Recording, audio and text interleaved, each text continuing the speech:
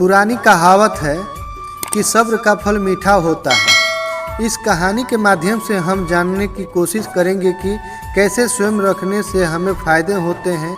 एक बार एक बड़े साधु अपने शिष्य के साथ रास्ते जा रहे थे। दोपहर का समय था।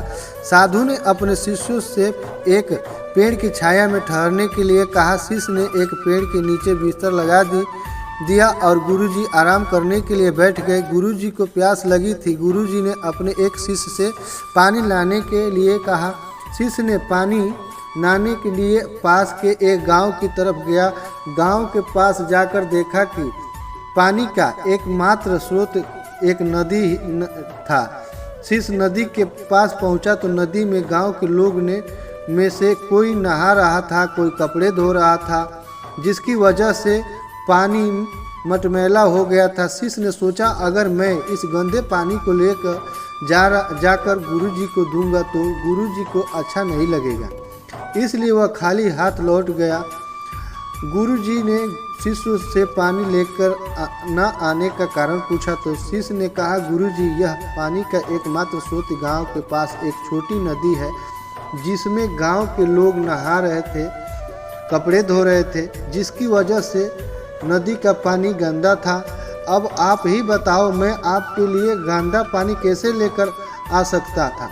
कुछ देर बाद गुरुजी को और ज़्यादा प्यास लगने लगी थी। आपकी बार गुरुजी ने अपने दूसरे शिष्य को पानी लाने के लिए भेजा। शिष्य पानी लेने चला गया और कुछ देर के बाद पानी लेकर आ गया। पानी लाकर गुरुजी को दिया। गुरुजी ने पानी पिया। पानी एकदम शुद्ध था। अब गुरुजी व दूसरा शिष्य साफ पानी देखकर बड़े अचंभित हो गए कि यहाँ साफ पानी कैसे मिल गया, जबकि नदी का पानी तो बहुत गंदा था। गुरुजी ने शिष्य से पूछा कि ये साफ पानी कहाँ से मिला। शिष्य ने जवाब दिया कि यह पानी उस नदी की ही है जिसमें गांव के व्यक्ति स्नान कर रहे थे। जब मैं नदी के पास गया तो उसमें से लोग नहा रहे थे और पानी बहुत गंदा था। मैं कुछ देर वहीं बैठकर इंतजार करता रहा।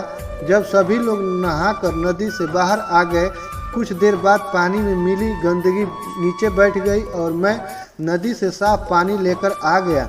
गुरुजी ने अपने शिष्य के इस कार्य के लिए प्रसन्न हुआ कि यह कहानी हमें सिखाती है कि हमें क्रोध आने पर या मुश्किल वक्त में अपना धैर्य नहीं खोना चाहिए, क्योंकि कुछ समय बाद हमारा क्रोध पानी की गंदगी की तरह शांत हो जाता है और इसी तरह मुश्किल समय में धीरे धीरे ठीक हो जाता है। हमारे जीवन में मुश्किलें आती रहती हैं।